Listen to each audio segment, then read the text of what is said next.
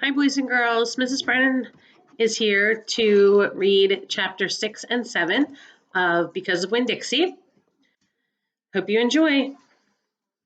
I spent a lot of time that summer at the Herman W. Block Memorial Library.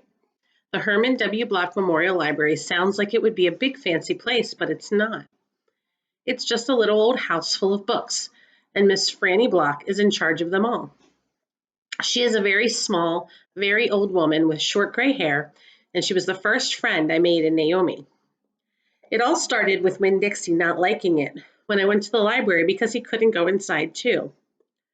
But I showed him how he could stand up on his hind legs and look in the windows and see me in there, selecting my books. And he was okay as long as he could see me. But the last thing was, the first time Miss Franny Block saw Winn-Dixie standing on his hind legs like that, looking into the window, she didn't think he was a dog. She thought he was a bear. This is what happened.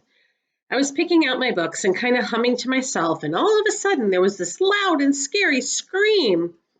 I went running up to the front of the library, and there was Miss Franny Block sitting on the floor behind her desk. "Miss Franny," I asked, "are you all right?" "A bear," she said. "A bear?" I asked. "He's come back," she said. "He has?" I asked. "Where is he?" "Out there," she said, and raised a finger and pointed at Winn-Dixie standing on his hind legs looking in the window for me. "Miss Franny Block," I said, "that is not a bear. That's a dog. That's my dog, Winn-Dixie." "Are you positive?" she said. "Yes, ma'am," I told her. "I'm positive. He's my dog, and I would know him anywhere." Miss Franny sat there trembling and shaking. "Come on. It's okay. Let me help you up." I stuck out my hand, and Miss Franny took hold of it, and I pulled her up off the floor. She didn't hardly weigh anything at all.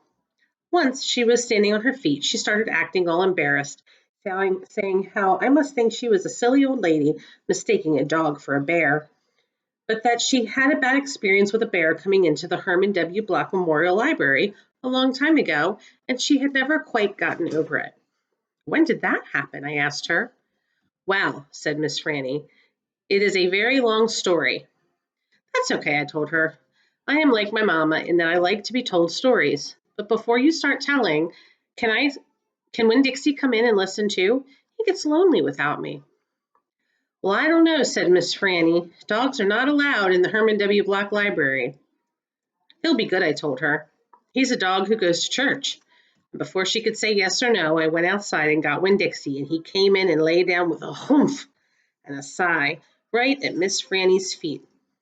She looked down at him and said, "He most certainly is a large dog." "Yes, ma'am," I told her. "He has a large heart, too."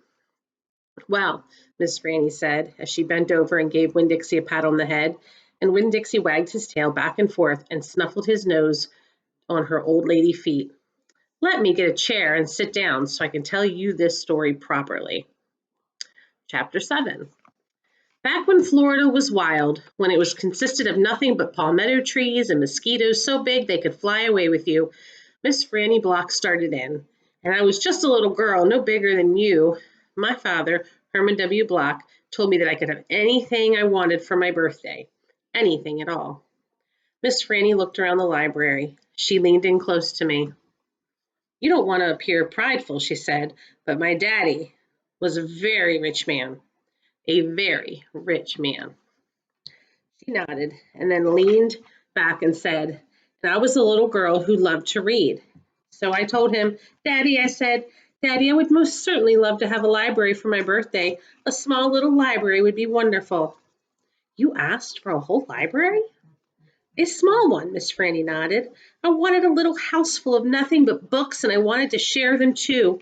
And I got my wish. My father built me this house, the very one we are sitting in now. And at a very young age, I became a librarian. Yes, ma'am." "What about the bear?" I said. "Did I mention that Florida was wild in those days?" Miss Franny Block said. "Uh-huh, you did. It was wild. There were wild men and wild women and wild animals. Like bears." "Yes, ma'am, that's right. Now, I have to tell you, I was a little Miss Know-it-all. I was a Miss Smarty Pants with my library full of books. Oh, yes, ma'am, I thought I knew the answers to everything. Well, one hot Thursday, I was sitting in my library with all the doors and windows open and my nose stuck in a book when a shadow crossed the desk. And without looking up, yes, ma'am, without even looking up, I said, "Is there a book I can help you find?" Well, there was no answer, and I thought it might have been a wild man or a wild woman scared of all these books and afraid to speak up.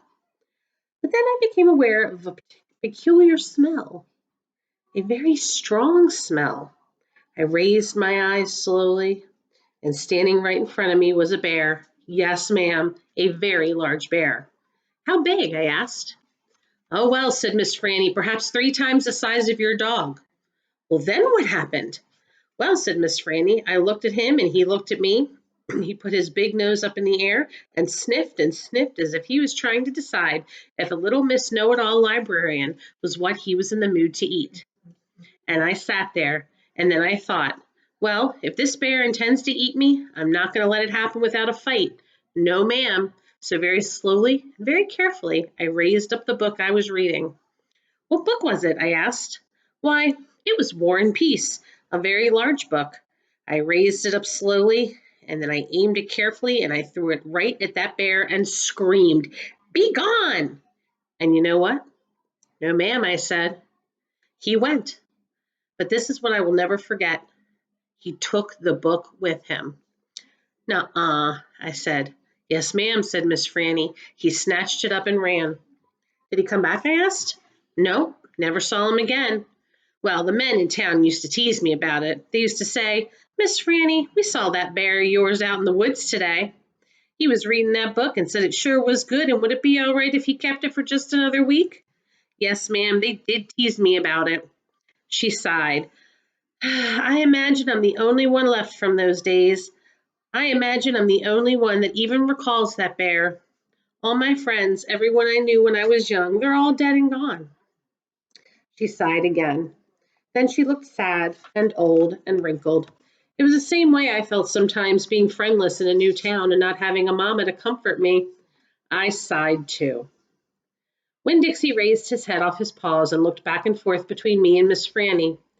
He sat up then and showed Miss Franny his teeth. "Well, now look at that," she said. "That dog is smiling at me." "It's a talent of his," I told her. "It's a fine talent," Miss Franny said, "a very fine talent." And she smiled back at Winn-Dixie.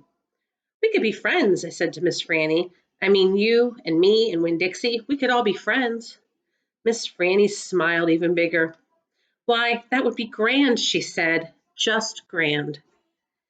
And right at the minute, right when the 3 of us had decided to be friends, who should come marching into the Herman W. Block Memorial Library but old pinch-faced Amanda Wilkinson.